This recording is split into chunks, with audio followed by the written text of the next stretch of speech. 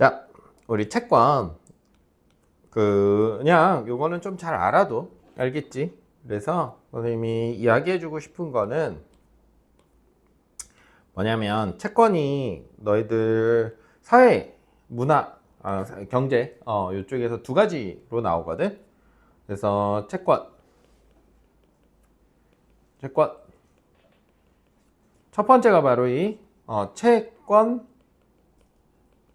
채무관계 할 때 돈 빌려주고 빌리는 거. 그랬을 때 나한테 뭐를 받을 수 있는 권리를 다 뭐라 그래? 채권이라고 그래. 알겠니? 너희는 아니지만 너희 부모님이 이제 학원비 결제하셨지. 그럼 너희가 결제했다고 생각을 하면 너희는 나한테 뭐를 요구할 수 있어?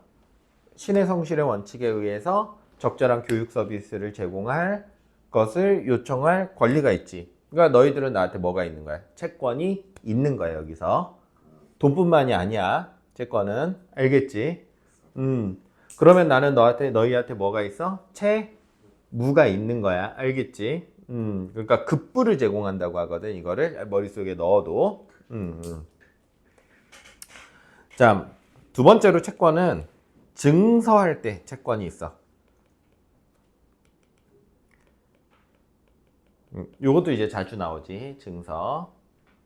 그래서 이거는 뭐랑 비슷하냐면 주식이랑 비슷해. 그래서 주식이랑 비슷해가지고 채권을 사고 팔 수 있는 증서야. 증서. 요거는 그냥 증서야. 요 두 개 말은 이렇게 단어는 같지만 전혀 다른 의미야. 그러니까 막 유사성도 있기는 하지만 증서야.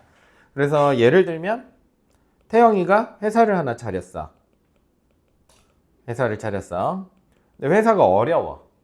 어려우면 뭐가 필요해? 돈이 필요하잖아.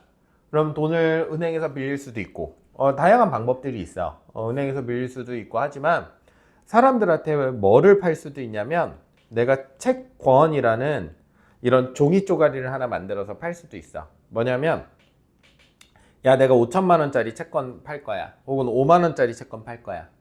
해가지고 채권을 한 5만 원짜리 100장 발행하면 얼마야? 500만 원이잖아. 그럼 500만 원이 필요하면 5만 원짜리를 100장 발행하는 거야, 당장에. 그럼 사람들은 이거를 왜 사? 태영이가 야, 이거 3년 후에 가져오면 내가 돌려줄게, 돈으로. 일단 첫 번째 그 약속이 있거든. 이거 머릿속에 잘 넣어놔. 잘 적어놓고. 알겠지? 이거 되게 자주 나와, 이 채권은. 돌려준다고 한다고. 그럼 그 사이에 또 뭐도 있어야 돼. 태영이가 이자를 준다고. 근데 이자를 그냥 시중은행보다 훨씬 높게 주거나 혹은 야, 3년 후에 우리 애들 회사 잘 되면 내가 뭐 주식 줄게, 이런 약속을 할 수도 있고. 어쨌든 그 증서야. 증서. 요 증서. 그러면 요거는 채권 채무 관계랑은 조금 다른 게, 채권 채무 관계는 나와 승찬이의 관계로 이제 딱 귀결되거든. 그런데 이 채권은 사람 이름이 안 써 있어, 실제로. 그냥 김태형 회사 5만 원 이렇게 써 있단 말이야. 그러면 태영이는 이 채권을 가지고 있는 사람한테 그냥 이자를 주면 돼. 그러니까 승찬이가 5만 원에 샀다가 3년 후에 5만 원 다시 받을 수 있잖아. 근데 당장 5만 원이 필요하니까 동희한테 그걸 넘길 수도 있어. 야, 4만 5천 원에 내가 이거 넘길게. 이런 식으로. 이해되니? 당장 돈이 필요하면 그렇게 할 수도 있어. 그냥 권증이야. 증서. 요 채권. 그래서 지금 우리가 배우는 채권은 위에 있는 요 채권 채무 관계 할 때 채권이지. 뭔가를 요구할 수 있는 권리. 채무자에게 금전의 지급을 요구할 수 있는 채권을 금전채권이라고 해. 잠깐만, 미안해. 상담 전화가 온 것 같아가지고 선생님한테 부탁 좀 드릴게.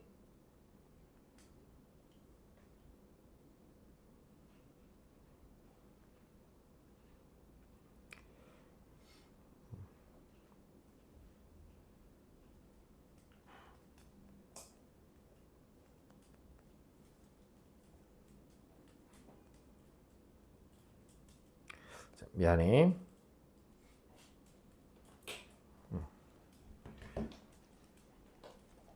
자, 금전채권. 금전채권이 뭐라고? 일단 가장 일반적인 채권이지, 그치? 채무자에게 뭐를 요구할 수 있는 채권? 돈 내놔! 이렇게 할 수 있는 채권이야. 다양한 거래 관계에서 발생해. 예를 들어서 외상거래에서 발생하는 물품 대금 채권, 대금 계약에 발생하는 대출금 상환 채권, 임대차 계약에서 발생하는 임대인의 차임 채권 등은 모두 금전 채권에 해당해. 뭐 이런 것도 금전 채권이야. 태영이가 당근에 가가지고 태영이 펜을 팔기로 했어. 그럼 펜을 주는 대신에 뭐를 달라고 요구할 수 있어? 돈 달라고 요구할 수 있는 금전 채권이야. 되게 단순해. 채무자가 돈을 지급해야 하는 날을 뭐라고 해? 지급기일. 그래서 선생님이 법은 이 용어 엄청 나온다고 그랬지. 이 용어만 잘 정리해도 그렇게 어렵지 않아. 지급기일은 대개 계약으로 정해져. 다만 금전 채권 중에는 지급기일이 정해지지 않은 것도 있는데, 이러한 채권은 채권자가 그 승찬이 머리 깎아야 되면 가도 돼. 공부 대신 뭐 머리를 깎아야 된다고 하니까 뭐 가도 돼. 편하게. 너의 인생이니까 너 알아서 살면 되는 거지 뭐. 이러한 채권은 채무자에게 지급을 청구할 때가 지급 기일이 된다. 여기까지 이해됐니? 네. 지급 기일이 되었는데도 채무자가 채권자에게 돈을 지급하지 않으면 뭐가 성립해? 채무를 불이행한 게 성립돼. 돈 줘 했는데 안 주면 이때 채권자는 스스로 채무자의 돈을 가져갈 수는 없고, 그렇다고 내가 승찬이 목 잡고 그냥 주머니에 있는 돈을 꺼내가면 안 된다고. 승찬이가 내 돈 빌려갔어도. 알겠지? 뭐 해야 돼? 법원에 정치로 법적 절차를 거쳐야 된다는 거야. 강제집행을 신청할 수 있을 뿐이다. 강제집행은 채무자가 반대하더라도 실시되지만 법정 요건이 충족된 경우에 한해 법정 절차에 따라 진행되며 법원이 주도해. 법원이 알아서 한다고. 강제집행 절차의 구체적인 내용은 집행의 대상인 재산의 종류에 따라 달라지는데, 강제집행 대상이 부동산이며 경매 절차를 거쳐야 한다 라고 해서, 내가 승찬이한테 돈을 빌려줬어. 한 5억 정도 빌려줬는데 그 승찬이가 담보로 자기 집을 걸었어. 5억을 못 갚아. 그럼 집은 누구게 돼? 내게 되지. 그런데 내게 그냥 집이 내게 되는 게 아니라, 그런 경우에는 어떻게 된다고? 집을 먼저 경매한다고. 그러니까 담보는 사실 집이 그냥 이렇게 들어오는데, 이게 막 여러 가지 권리관계가 설켜 있을 수 있어. 그럼 일단 우선 뭘로 해? 집을 팔아서 돈으로 만든 다음에, 뭐 그 사람이 한 사람한테만 돈 빌렸겠어? 그 돈을 이렇게 막 나눠준다고. 이해됐니? 경매 절차는 채권자가 경매 목적물을 특정하여, 경매 목적물이라고 하면 방금 얘기한 그 아파트 같은 거, 법원에 경매 신청을 함으로써 개시되는데, 누가 이거를 특정하는 거야? 저 아파트 내가 담보로 받을 수 있는 거니까 경매해 주세요. 이렇게 할 수 있다는 거야. 알겠지? 그 전에 채권의 존재의 내용에 대한 공적 확인이 이루어져야 돼. 공적 확인이라는 건 누구나 다 알 수 있게끔 만드는 게 공적인 확인이지. 갑이 소유한 이 부동산에 대해 을이 경매 신청을 하려면, 을이 갑에 대한 금전 채권자라는 사실과 채권액은 물론 지급기일이 지났는데도, 돈 갚을 날이 지났는데도 갑이 을에게 돈을 지급하지 못했다는 사실까지도 모두가 알 수 있어야 돼. 그러니까 증거가 필요하다고. 증거가. 이러한 공적 확인은 확정 판결에 의해 이루어지는 것이 원칙이야. 확정 판결이라는 건 뭐야? 법원에서 땅땅땅 해야 돼. 야, 얘한테 빚이 있구나. 예컨대 을이 갑을 상대로 돈을 갚으라고 요구하는 재판을 걸어서 갑은 을에게 돈을 지급하라는 내용이 확정되어야 해. 여기까지 됐어? 을은 이 확정 판결을 근거로 강제 집행을 할 수 있어. 을이 이제 뭐를 신청하겠어? 경매 신청하는 거야. 강제로. 잘하네. 경매 절차가 너 돈 받으러 잘 다니겠다. 경매 절차가 개시되면 법원은 목적물의 현상을 그대로 유지하기 위한 조치를 해. 왜냐면 내가, 야 승찬아, 너 이제 그거 집 그대로 놔둬. 내가 그거 경매 붙였어. 해가지고 이제 법원이 그거 경매하라고 해놨어. 근데 승찬이가 거기 온 곳에 막 똥을 발라놔. 그러면 집값이 어떻게 돼? 떨어지잖아. 그럼 안 된다고. 알겠지? 아니면 막 불을 지를 수도 있고, 짜증나가지고. 이런 것을 압류라고 해. 그래서 다 뺏어놔, 일단. 접근 못하게 하고. 그래서 막 빨간 딱, 그래, 맞아. 빨간 딱지야. 목적물이 부동산인 경우에 경매 절차가 개시되면 부동산에 관한 권리를 공시하는 공적 장부인 등기부의 압류 등기를 기록하는 방식으로 압류가 이루어져. 우리 이거 순서를 좀 정리해 보자.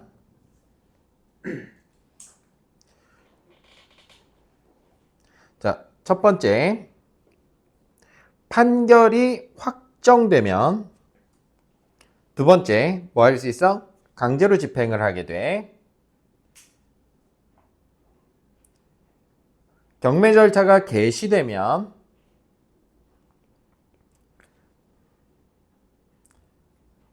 뭐해? 압류를 하게 돼. 그런데 이 압류 중에 부동산이면, 집 같은 걸 부동산이라고 그래 우리가. 움직이는 걸 동산, 움직이지 않는 걸 부동산이라고 해서 실제로 움직일 동자 써 거기에. 배는 동산이야 부동산이야? 동산. 동산이지만 부동산처럼 취급해. 자동차도 등기하잖아. 등기해. 그 등기. 이게 너 이거 샀다고 막 법원에 가서 등기하지 않잖아. 근데 집은 등기하거든. 우리 집이라고. 차도 등기해. 배도 등기하고 비행기도 등기하고. 다음, 그 법원은 압류된 물건을 팔아서 지금 뭐 했어? 압류를 다 했고 압류된 물건을 뭐 해? 팔아. 물건을 팔아서 돈을 마련하는 매각 절차야. 이 절차에서 가장 높은 가격을 제시한 사람이 매수인. 그러니까 그 사람이 사는 거야. 이렇게 선정된 매수인이 자기가 제시했던 가격을 법원에 내면 매수인은 즉시 경매 목적물의 소득권을 취득해. 그래서 법원에 납부하고 그 다음에 소유권을 취득해. 이에 따라 채무자의 소유권은 소멸해. 채무자라는 건 그 아파트 가지고 있었던 사람의 아파트는 이제 더 이상 그 사람 게 아니야. 그럼 이 전까지는 어쨌든 누구라는 거야? 압류를 했어도 소유권은 승찬이한테 있다는 거야. 요때까지는. 그럼 이제 그 사이에 갚으면 풀리겠지. 압류 등기보다 나중에 채무자가 그러니까 그 선을 또 정해놔. 요때까지 갚으면 괜찮다. 압류 등기보다 나중에 채무자가 소유자임을 전제로 발생했던 권리들도 모두 자동으로 소멸해. 그래서 압류 등기 나중에 이 압류 등기를 해놨어. 승찬이 집을 압류 등기를 해놨어. 그랬는데 내가 승찬이한테 돈을 3억을 빌려주면서 또 승찬이가 거기에 담보를 걸어버렸어. 그 집을. 근데 압류 등기가 돼 있잖아. 이거 어떻게 된다고? 이거 그냥 무효야. 알겠지? 자동으로 소멸된다고 되어 있잖아. 자동으로 소멸돼. 그리고 그 돈을 못 받느냐? 그러니까 법적으로는 받을 수 있어. 그럼 3억 다시 돌려줘. 이렇게는 할 수 있지만 보통 이런 상황에서는 그치? 그렇게 되니까 조심하라는 뜻이야. 매수인이 매각대금을 납부하면 법원은 이 돈에서 경매비용, 미납세금 등을 공제하고, 그러니까 뭐 5억에 됐는데 경매하는데 1,000만 원 들었고, 또 얘가 세금도 많이 밀렸을 거 아니야. 보통 이런 사람들은 세금 1억 했으면 최종적으로 얼마? 3억 9,900. 요렇게 3억 9 맞니? 3억 9천? 맞지? 3억 9천. 3억 9천만 원만 뭐한대? 배당 가능 금액이 돼. 괜찮니? 이걸 배당 가능 금액이라고 그래. 매각대금에서 뭐를 빼는 거야? 경매비용과 미납세금을 공제한 거를 배당 가능 금액이라고 해. 남은 돈 결국은. 배당 가능 금액을 채권자에게 나눠주는 절차인 배당 절차. 이 배당 절차를 뭐라고 그래? 이제 아까도 얘기했지만 이 한 명한테 돈을 빌렸을 가능성이 적다고. 이런 사람들은 대한 금전 채권자로서 배당 요구를 한 자가 여러 명이면 이들은 배당 가능 금액으로부터 평등하게 배당 받을 권리가 있다. 근데 승찬이가 정상적인 사람이면 아파트가 5억이면 빚을 얼마만 지겠어? 5억 이내로 지겠지. 근데 보통은 안 그런다고. 태영이한테 야 이거 너 내가 빚 못 갚으면 내가 다 그 아파트 줄게 하고 태영이한테 4억 빌리고 동의한테 한 3억 빌리고 선생님한테 한 2억 빌리고 막 이런다고. 보통 그런다고 막. 그러면 이제 세선 돈 받을 수 있는 거야, 못 받는 거야. 그러니까 어떻게 받아야 되느냐 이제 또 쪼개야 돼. 그 내용 나오겠네. 채권자들이 요구하는 배당 액수의 합산액이 배당가는 금액보다 큰 경우에 방금 얘기한 거지. 이게 문제가 되니까 부터 각 채권자들은 각자의 채권액에 비례하여 배당받을 수밖에 없는데 이것을 안분배당이라고 그래. 어떻게 하는 거야? 방금처럼 4억, 3억, 2억을 빌려줬으면 4대 3대 2로 받는 거라고. 이거를 뭐라고 그래? 안분배당이라고 그래. 이거를 안분배당. 위에 의해서 이 부동산에 대해 경매 절차를 거쳐 채권자들에게 배당될 수 있는 돈이 1억이고 1억, 3억 이라면 1대 3이야. 어렵지 않지? 네. 1억을 1대 3으로 나눈다고. 2,500, 7,500으로. 네. 을이 이 부동산에 대한 경매 절차를 주도했고 병은 이러한 경매 절차에서 배당 요구를 하고 배당 절차만 참가했어도 아무 상관없어.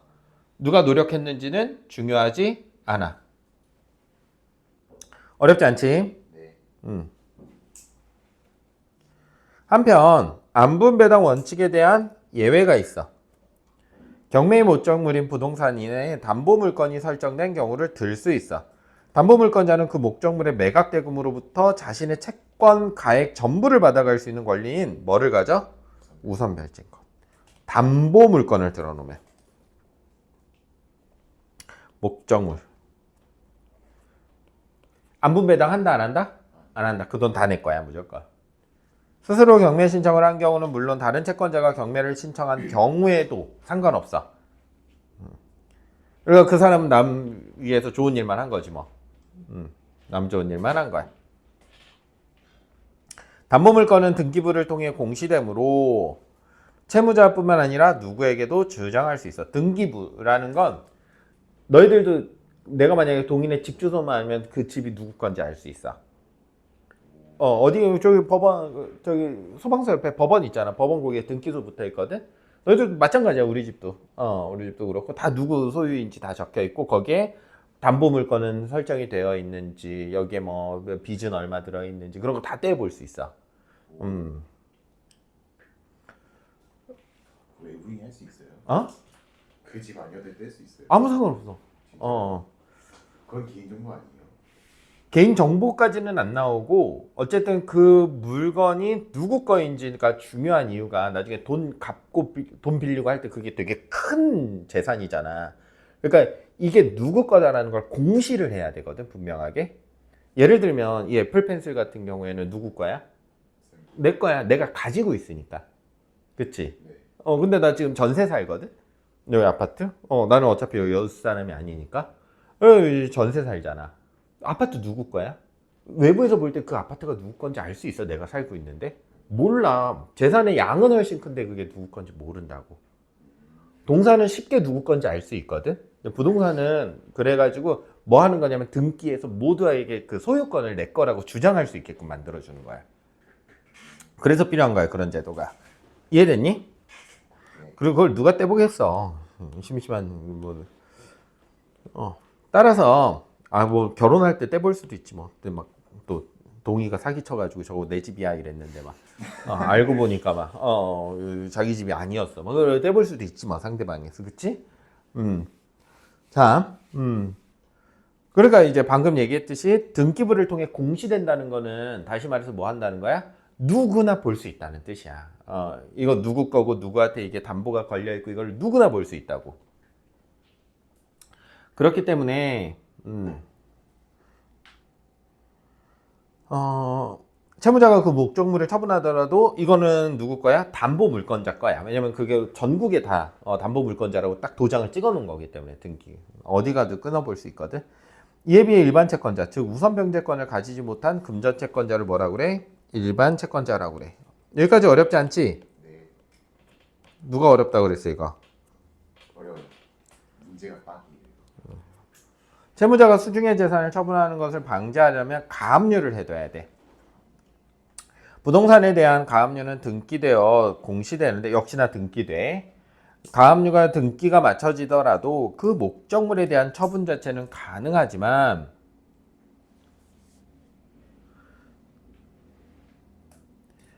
가압류를 마친 채권자는 가압류를 한 후 그 부동산의 소유권을 취득한 자에게도 강제 집행 대상 부동산임을 주장할 수 있어. 그러니까 승찬이가 다른 사람한테 팔 수는 있는데 이게 등기되어 있는 거잖아. 그러니까 동의가 거기에 대해서 승찬이에 대해서 뭔가 채권 채무가 얽혀 있어. 가압류를 걸어놨어. 그럼 어떻다는 거야? 태영이한테 팔았어도 그 태영이한테 동의가 거기에 내 그 가압류가 걸려 있어라고 주장할 수 있다고. 왜? 등기 걸려 있으니까. 등기 걸려 있으면 등기의 힘이야 이게. 알겠지? 너희들도 집 그거 할 때 꼭 등기해야 돼. 나중에 20살 되면 이제 점점 그런 거 시작하거든. 너네 자취하고 뭐 이러면 꼭 잘 알아보고 등기 이런 거 굉장히 중요해. 다만 일반 채권자로서의 지위만 인정됨으로 아까 얘기했던 안분 배당만 받을 수 있어요. 이 전부 내 건 아니야. 가압류 등기가 마쳐진 후 그 대상인 부동산에 대해 담보물건을 취득한 자는 가압류를 한 채권자에 대해서는 우선 변제권을 주장할 수 없으므로 일반 채권자처럼 취급된다. 그래서 가압류 등기가 마쳐진 후에 담보물건은 의미가 없다는 거야. 왜냐면 가압류가 등기가 이미 걸려 있는데 거기다 또 담보물건을 하는 건 그 사람이 미친 사람이라는 거지. 네가 돈 못 받을 거 알면서 그렇게 했잖아. 이거야. 알겠지? 보호받을 필요 없어. 이러한 담보물권자는 자신보다 나중에 가압류 등기를 마쳤구나. 가압류 등기를 하지 않은 일반 채권자에 대해서는 우선 변제. 이건 당연한 거고 뒤에 가압류는 의미 없다. 이렇게 되겠지. 그럼 적절하지 않은 것, 내용과 일치하지 않은 것 한번 찾아보자. 몇 번? 3번이요. 3번. 일반 채권자도 채무자가 소유한 부동산에 대해 경매를 신청할 수 있으나 이를 위해 채무자의 승낙을 얻어야 된다라고 했는데 뭐가 틀렸어? 채무자 승낙 필요 없지. 그치? 필요 없지. A가 뭐야? 가장 적절한 거. A는 경매 절차. 쭉 들어가는 거. 가장 적절한 거. 답은 4번. 경매 개시되면 뭐부터 한다고? 압류부터 한다고. 알겠지? 여기 그래서 경매 절차가 개시되면 법원은 목적물의 현상을 유지하기 위해 뭐를 해? 압류한다. 몇 다시 몇 번이야 이게? 2-4번. 어렵지 않지? 네. 완전히 이해하면 어렵지 않아. 문제들이 대부분. 몇 분이나 녹화했니 우리 이거? 한 10몇 분 된 것 같은데 이 정도면은 너희 혼자 풀면 10분이면 이 정도 이해하고 문제 풀 수 있는 거야 사실. 쓸데없는 소리도 많이 하면서 했는데도 차분하게 해봐. 알겠지? 자고 기억은 뭐야? 담보물권자 일반 채권자. 담보물권자 일반 채권자. 답은 3번. 기억은 니은과 다르게 다른 채권자가 신청한 경매 절차에서도 배당받을 수 있다라고 되어 있어. 그치? 여기 니은과 뭐가 틀렸어? 달리가 틀렸지?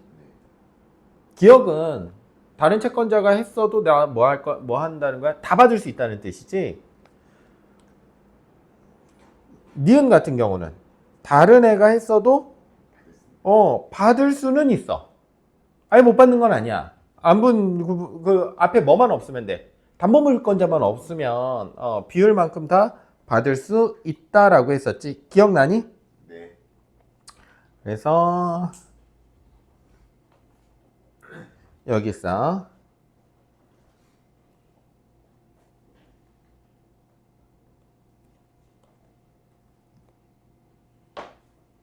몇 다시 몇 번이야? 4-3번. 3번이요. 충분히 풀 수 있지? 네.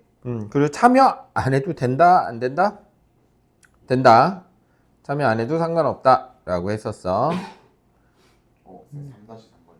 아이. 3-3번. 또 쭉 내려가서 적절하지 않은 거 몇 번? 4번. 4번. 2, 3분 안에 끝나니까 얼른 이거 그래도 마지막까지 하자. 기왕이면 채무자가 소유한 부동산에 대해 담보물권자 이외의 채권자의 신청에 의한 가압류 등기가 맞춰진 경우 가압류의 효과는 일반 채권자들 사이에서만 적용된다라고 되어 있네. 자, 그치? 담보물권자 이외의 채권자에 의해 신청 등에 의한 가압류 등기가 맞춰진 경우 가압류 효과는 일반 채권자들 사이에서만 적용된다라고 되어 있는데 위에 한번 보자. 담보물권자가 있으면 담보물권자한테는 가압류가 필요가 있어 없어? 없어. 그런데 가압류가 먼저 됐으면 담보물권자한테도 이거 적용돼 안 돼? 돼요. 적용된다고 그랬지. 담보물권자가 나중에 생기는 경우도 있잖아. 네. 이해됐니? 네. 그래서